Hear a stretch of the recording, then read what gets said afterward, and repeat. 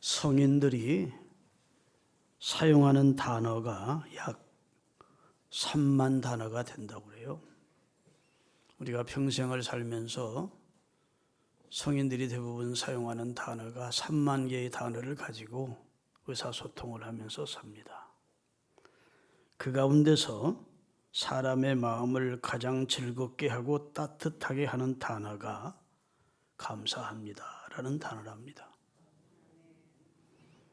그런데 그 감사합니다라는 단어는 사람만 기쁘시게 하는 것이 아니고 하나님의 마음도 기쁘게 해 드리는 겁니다.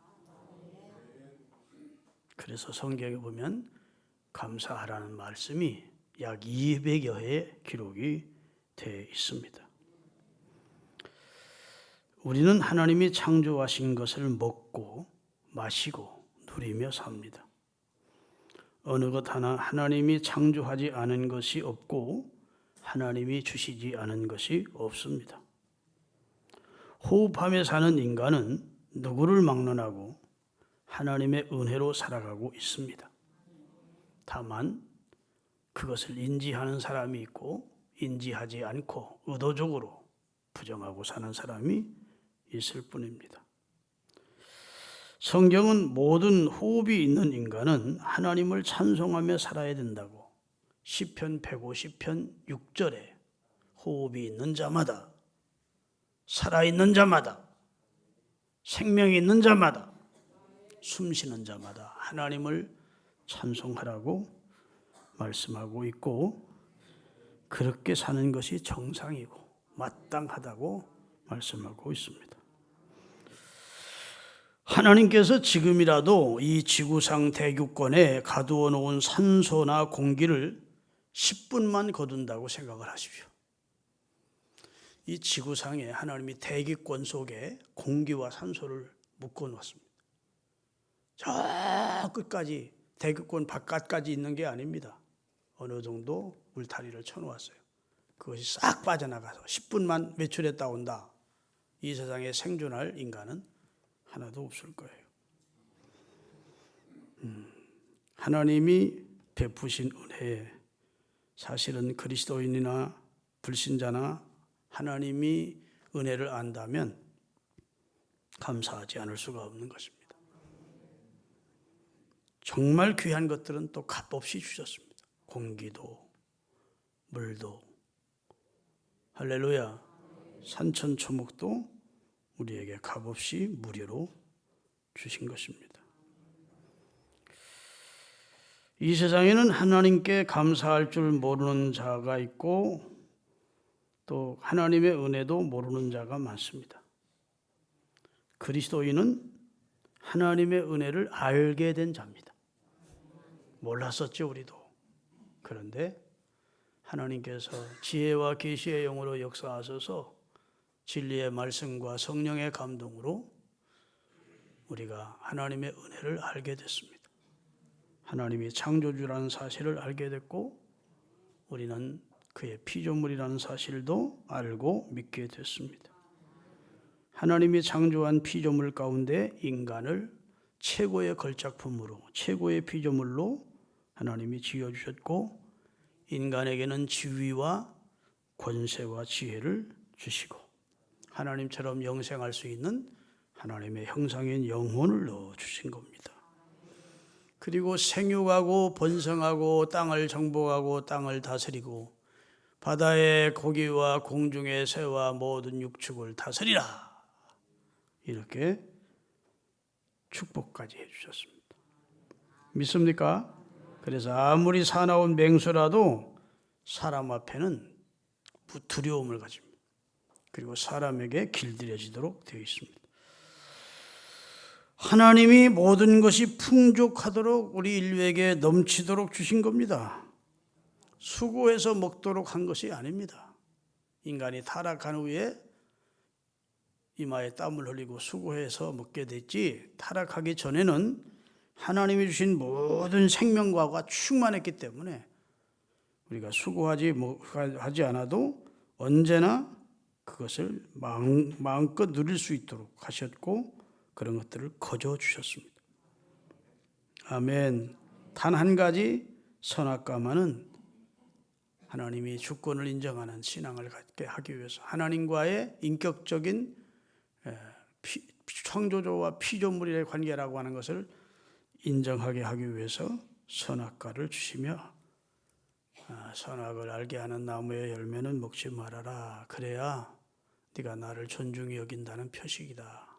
네가 피조물이고 나는 조물주라고 하는 그 선이 어디냐면 선악과다. 이렇게 말씀하고 만약 선악과를 먹으면 정령 죽는다. 선언을 해 주신 것이죠. 할렐루야. 여러분, 하나님의 말씀은 하라는 것과 하지 말라는 것 두 가지입니다. 하지 말라는 것을 하게 되면 망하기 때문에 하지 말라고 한 것이고, 하라는 것을 하지 않으면 망하기 때문에 하라 한 것입니다. 하라는 것은 예하고 하지 말라는 것도 예하고 안 하면 그것이 축복된 인생이고 피조물이 사는 길입니다. 할렐루야. 하나님의 모든 말씀은 우리를 위한 말씀이에요. 하나님이 우리 괴롭히려고 인간에게 말씀을 주신 것이 아니고 하나님의 사랑이 전제된 부모가 자식을 향하여 말씀 주시듯이 우리를 위해서 주시는 말씀입니다. 믿습니까? 보호하시고 복 주시기 위한 말씀이에요. 그런데 아담과 하와는 하나님의 말씀을 무시하고 더 나아가서 하나님의 말씀을 불신하고 더 나아가서 하나님의 말씀을 불순종하고 그 말씀을 짓밟아 버립니다. 단지 자기가 하나님처럼 되겠다는 마귀의 유혹에 넘어간 겁니다. 나도 하나님처럼 돼야지. 내 마음대로 살아야지.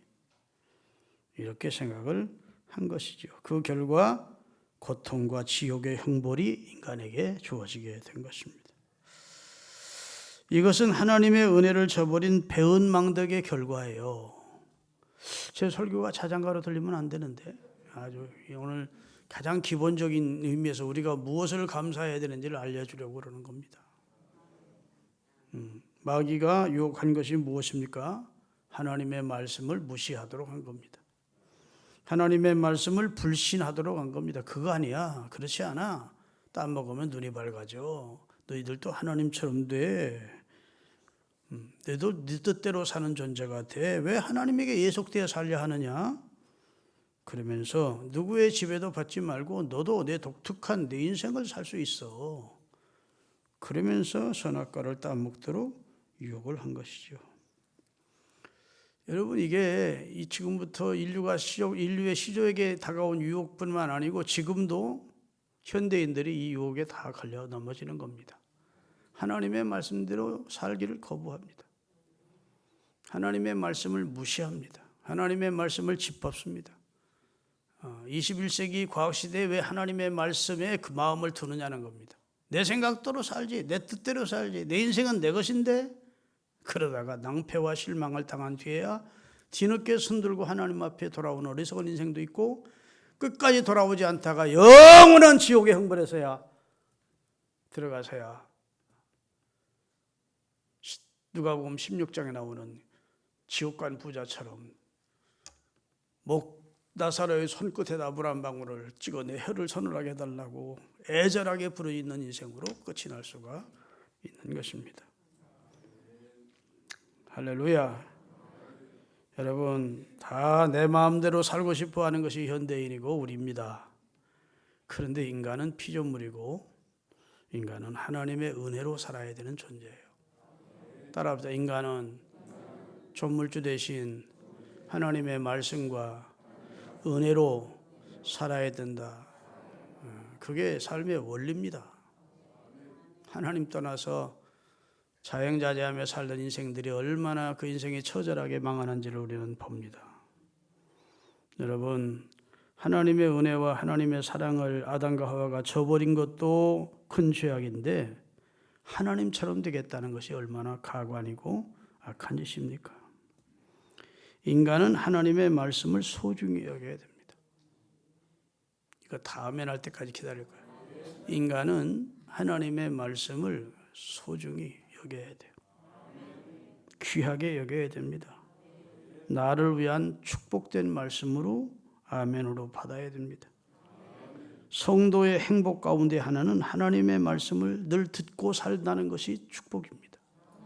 우리는 하나님의 말씀을 짓밟고 무시하는 사람이 아니라 하나님의 말씀을 존중히 여기고 그 말씀을 듣는 시간을 많이 갖는다는 것이 성도의 행복입니다. 할렐루야. 하나님과 인간의 원수가 마귀인데 원수 마귀는 하나님과 우리를 떼놓으려고 노력하는 거예요. 하나님의 말씀을 무겁게 여기고 귀하게 여겨야 되는 것이 인생입니다. 하나님은 하나님의 말씀을 존중히 여기는 자를 존중히 여겨주겠다 하셨고 하나님의 말씀을 경홀히 여기는 자를 내가 경멸하겠다고 말씀하고 있습니다. 하나님도 하는 대로 해주겠대요. 나를 존중히 여기고 내 말을 존중히 여기면 나도 너를 존중히 여겨줄 것이고 내 말을 경홀히 여기고 내 말을 짓밟으면 나도 너희를 경멸히 여기겠다고 사무엘상 2장에 말씀을 하고 있습니다. 하나님의 말씀 중심으로 사는 사람이 하나님의 은혜를 입어 존귀하게 되는 겁니다. 속지 마시기를 바랍니다. 마귀에게. 하나님의 말씀을 가볍게 여기지 말아야 됩니다. 하나님의 말씀을 소중히 여기십시오. 무겁게 들어야 됩니다. 우리의 생사화복을 주관하시는 길을 알려주시는 진리를 우리 가운데 알려주시는 지혜의 말씀인 하나님의 말씀을 소중히 여겨야 돼요. 아담과 하와가 하나님의 말씀을 가볍게 여기고 하나님 주신 은혜와 사랑을 망각하고 하나님의 은혜를 잊어버렸을 때 결국은 신락원하게 됐고 에덴에서 쫓겨나게 된 것 아닙니까? 범죄한 인간을 하나님은 그런데 포기하지 않으셨다는 게 고마우신 우리 하나님이십니다. 나 같으면 고개 돌려버렸을 텐데 하나님은 범죄한 우리에게 다시 기회를 주십니다. 왜냐하면 하나님은 자식을 포기할 수 없듯 당신의 형상을 담아 지은 인간이 범죄해도 아주 버릴 수가 없어서 다시 회생의 길을 열어주신 것이죠. 믿습니까? 그래서 하나님이 길을 내신 것입니다. 구원의 길을 내신 거예요.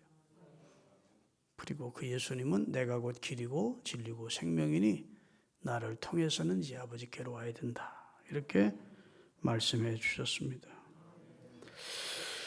여러분, 기독교에서는 구원이라는 말을 많이 사용합니다. 구원.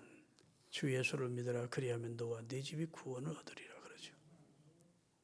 근데 구원이라는 말과 더불어 구속이라는 말을 많이 씁니다. 구속. 근데 구원과 구속은 같은 말이 아닙니다. 구원이라고 하는 것은 물에 빠진 사람, 자기 힘으로는 도저히 나올 수 없는 사람, 곧 죽어가는 사람을 건져내는 것, 그건 구원해 주는 겁니다. 늪에 빠졌는데, 어머나 함정에 빠졌는데 자기 힘으로는 절대 나올 수 없어. 거기서 죽게 생겼는데 어떤 사람이 지나가다가 줄을 내려서 그 사람을 건져내 주었다, 구원해 준 겁니다. 그렇죠? 구원해 준 거 고마운 일이죠, 구원이. 그런데 구원해 주는 것은 값을 치른 것은 아닙니다. 그냥 수고를 한 것입니다. 이해되십니까? 그 사람의 값을 치르고 살려낸 게 아니라고요. 수고해서 불쌍히 해서 그냥 도와준 것입니다. 건져내 준 겁니다.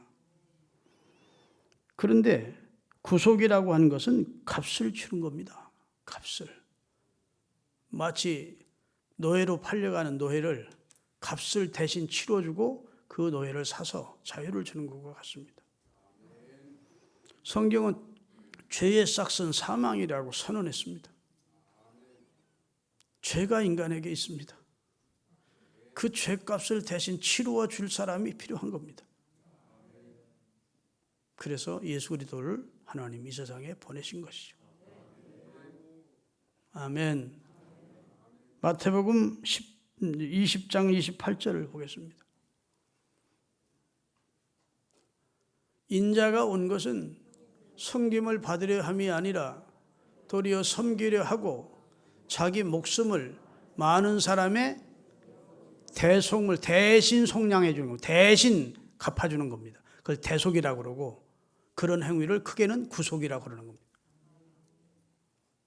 자신의 피로 생명의 피에 있으므로 피가 죄를 속하는데 죄 없는 피 대신 예수 그리스도의 피만이 인류의 죄값을 대신 속량해 줄 수 있기에, 치루어 줄 수 있기에 하나님의 아들이 이 세상에 오셔서 그 모진 고난과 순환을 겪으며 십자가에 피 흘려 죽으셔서 여러분과 저의 죄를 대신 하신 겁니다.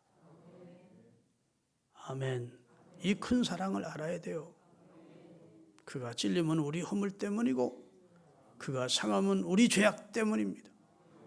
그가 채찍에 맞음으로 우리는 나음을 얻고 그가 하나님께 매를 맞음으로 우리가 구원을 얻게 된 것이에요. 다시 말해서 하나님이 그 죄 없으신 그 아들을 대신 값주고 우리가 구원을 얻은 거라고요. 우리가 그런 은혜를 입을 만한 가치가 있는 존재였느냐? 아니라는 거예요. 배신자라는 거예요. 하나님 볼 때는 멸망받아 마땅한 만물의 찌개 같은 존재였는데 하나님이 그 어찌된 사랑인지 하나님의 은혜로 이 쓸데없는 자를 왜 하나님이 구원해 주시기 위하여 당신의 아들을 보내서 당신의 아들의 핏값으로 나를 속량하시고 나를 이제 죄 없는 자로 죄가 씻겨진 자로 여기시고 구원해 주시는 은혜를 베푸셨다고요. 그래서 구원이라고 하는 것은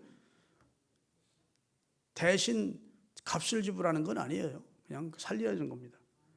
근데 그 구원을 주시기 위해서 하나님은 구체적으로 인간의 죄 값을 지불하셔야 되겠기에 그 아들을, 죄 없으신 그 아들을 죄의 값을 지불하기 위한 대속제물로 보내신 것입니다. 그래서 베드로전서 1장 18절 19절을 같이 읽겠습니다.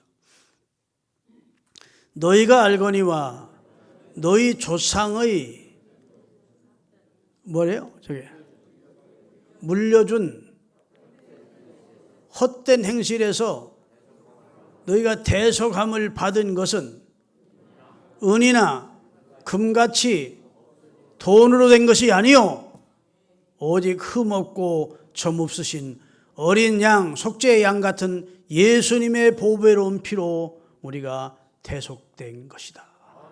그거 알아? 그 말입니다. 하나님은 너희가 구원받은 거 불쌍해서 내가 건져준 거 아니야.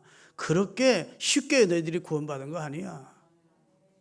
너희들의 죄 때문에 너희는 구원받을 수 있는 대상이 아니었어. 그래서 너희 죄값을 치르기 위해서 내 아들이 희생이 됐다.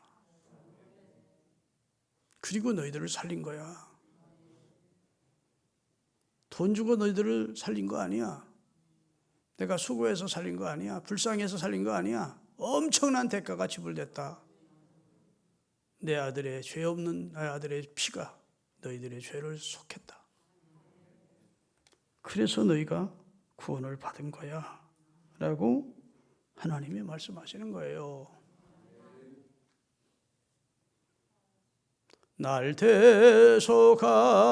대속하신 예수께 내 생명 모두 드리니 날 영접하여 주소서 내 구주 예수여 나 구주 위해 살리라 내 기쁨 한량 없으리 날 인도하여 주소서 내 구주 예수여 날 대속하신 예수께 내가 내 삶을 드릴 수 있는 것은 그분이 나를 위해 생명을 버려주셨기 때문이라. 이제부터는 주를 위해 살겠다는 찬송 작시자의 신앙 고백을 곡을 붙인 것이 이 찬송입니다. 여러분, 우리가 구원 얻은 것은 은이나 금 같은 것으로 구원 얻은 것이 아니고 하나님이 그 아들의 희생을 통해서 여러분과 저를 구원해 주시고 나서 뭘 요구하시느냐? 감사하며 살아라 합니다. 네가 마음 다해서 감사해야 돼. 너를 구원하신 주 너희 하나님 나 여호와께 마음 다해서 찬송해야 돼. 영광을 돌려야 돼. 나는 그럴 자격이 있어. 그런 은혜를 너희에게 베풀어 주었어. 천지와 만물을 창조해서 너희 살 수 있도록 해주었어. 조물주야. 범죄한 너희를 내 아들의 생명으로 대속해 주었어. 그리고 너희에게 성령의 인침을 주었어. 그리고 때마다 일마다 너를 지금 돕고 있어. 너 감사 잊어버리면 안 돼. 그 말이야. 오늘 본문 22절에 감사를 잊어버린 너여, 내가 너를 찢어려 버리겠다. 이를 생각하래. 22절 다시 보겠습니다. 본문. 굉장히 중요한 경고입니다. 하나님을 잊어버린 너희여. 하나님을 잊어버렸다는 말은 하나님의 은혜를 잊어버린 너희를 말합니다. 하나님께 마땅히 감사해야 되며 감사하며 살아야 될 너희가 감사를 잊어버린 너희여, 그 말입니다. 하나님의 은혜를 잊고 사는 너희여, 이제 이를 생각해라. 좀 철 좀 들으라 그 말이죠. 좀 네가 받은 은혜가 얼마나 큰 은혜인지 한번 생각해봐라. 이제 이를 생각하라. 그렇지 않고 계속 내 은혜를 잊으면, 망령되게 갈면, 하나님의 이름을 짓밟으며 살면 내가 너를 찢어버리겠다. 맹수가 먹이를 찢듯이 내가 너를 찢어버리겠다. 경고입니다. 하나님과 우리 사이에 맺어진 계약서를 찢어버리겠다는 겁니다. 이스라엘과 하나님이 맺은 계약을 찢어버리겠다는 겁니다.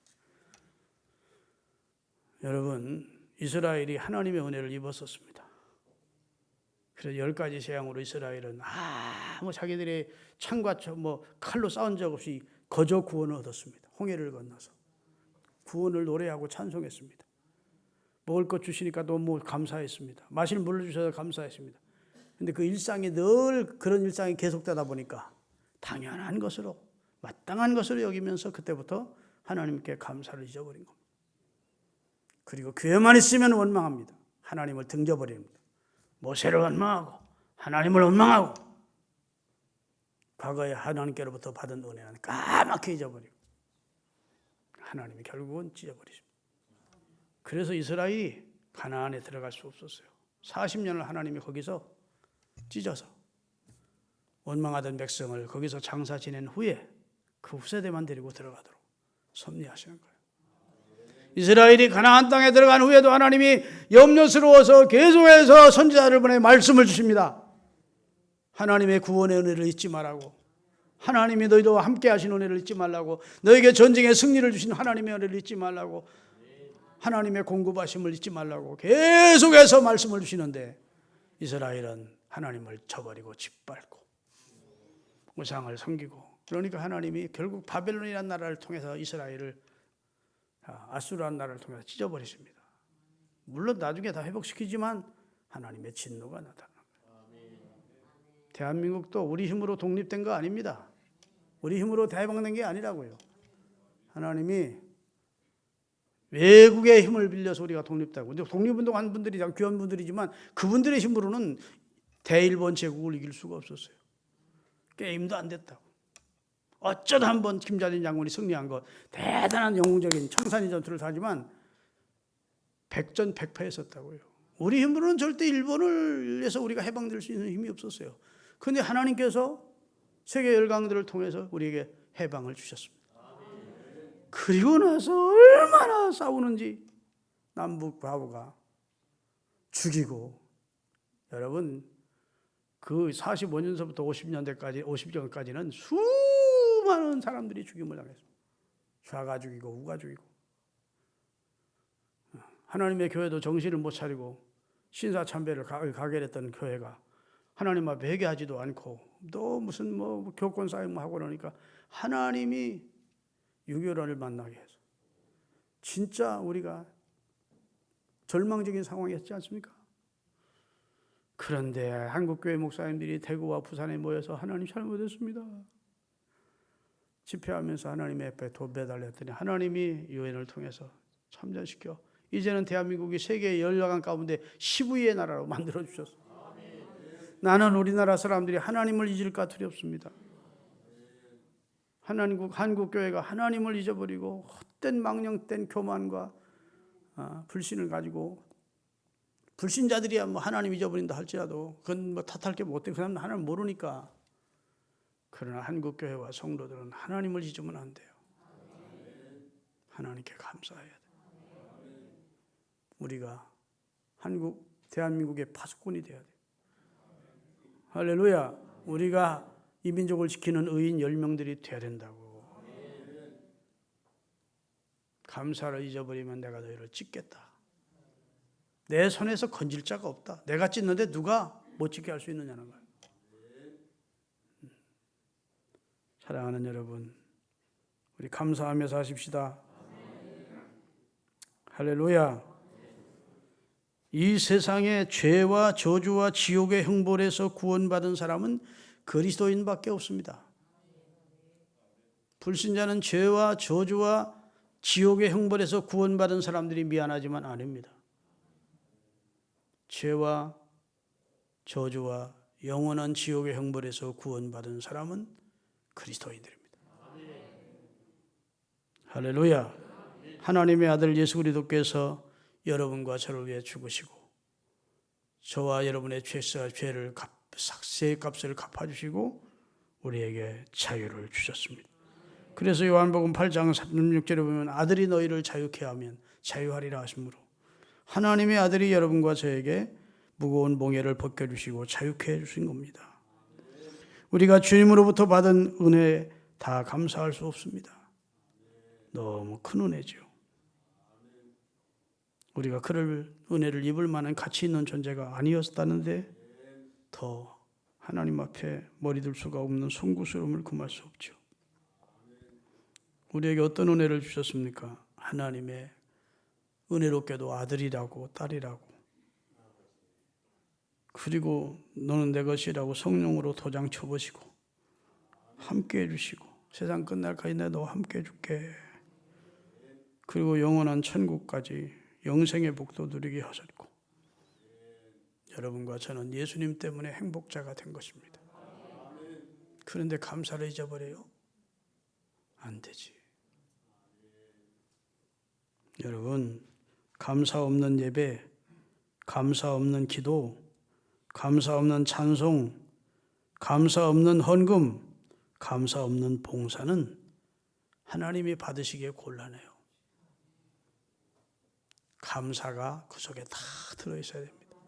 찬송을 부를 때도 감사, 예배하면서도 감사, 헌금 드리면서도 감사, 봉사하면서도 감사. 하나님은 우리 중심까지 헤아리는 분이기 때문에 우리가 감사함으로 하나님 앞에 나아갈 때 하나님이 기뻐하시는 거예요. 왜 우리가 하나님 앞에 감사해야 되느냐? 시편 103편 보면 이유를 설명해 주세요. 왜 우리가 그리스도인 된 우리가 구원받은 우리가 감사해야 됩니까? 내 영혼아 여호와를 송축하라. 내 속에 있는 것들아 그 거룩하신 이름을 송축하라. 내 영혼아 여호와를 송축하며 그 모든 은택을 잊지 말지어다. 그 다음에 이유 설명. 그가 내 모든 죄악을 첫째 사하여 주셨고 두 번째 내 영혼의 병을 치료해 주셨고 내 생명을 파멸해서 속량해 내셨고 인자와 긍휼로 영광의 관을 씌워 주셨고 좋은 것으로 내 소원을 만족하게 하사 내 청춘으로 늘 기뻐하며 감사하며 살 수 있도록 독수리처럼 새롭게 해주지 않았느냐. 불신자들에게 그런 은총을 내가 준 적이 없는데 너희들은 그런 은택을 입고 살던 백성이 아니냐. 그래서 하나님이 우리에게 베푸신 은택을 잊지 말지어다 이렇게 말씀하시고 있어요. 그래서 성도는 성전에 들어가면서 감사하고 성전에 들어와서도 감사해야 돼요. 시편 100편 4절입니다. 감사함으로 그의 문에 들어가며 성전 들어가며 뭐 하며 가야 돼요? 감사합니다.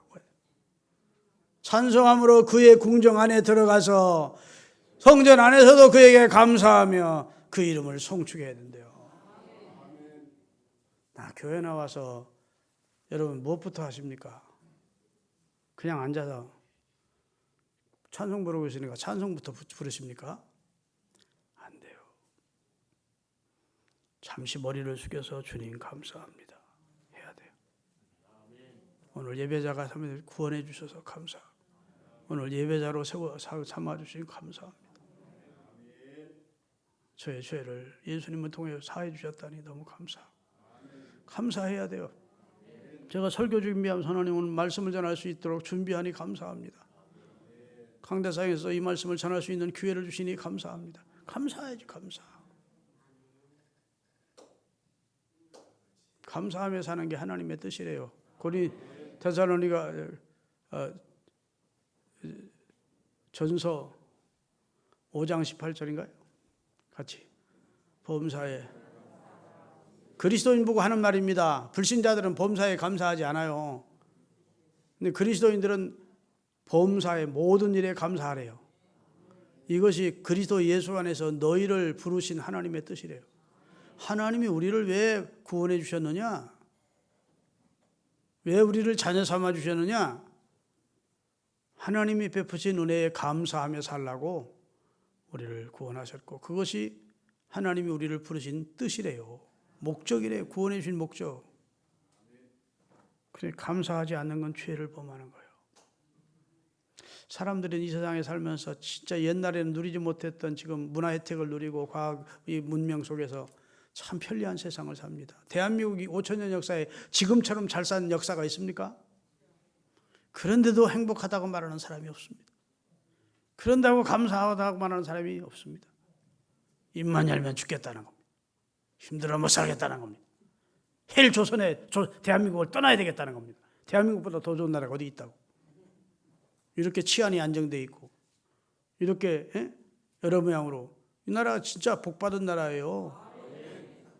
그런데 입만 열면 하나님 주신 복을 짓밟는 그런 말을 막 내뱉어. 그러니까 예수 믿는 사람도 따라서 그런 얘기를 해. 안 됩니다. 회개하셔야 돼요. 믿습니까? 범사에 감사해야 돼요. 우리의 감사 조건이 얼마나 많습니까? 이런 좋은 나라에 살면서 행복합니다, 감사합니다는 말은 안 하고 입만 열면 죽겠다고, 못 살겠다고, 힘들어도.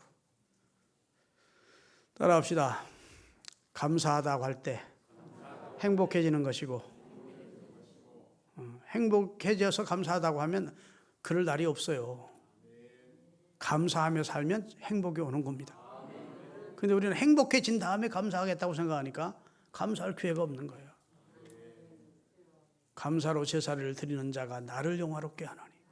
오늘 본문 23절에 그 감사의 행위를 제대로 하는 자에게 내가 구원의 은혜를 베풀어.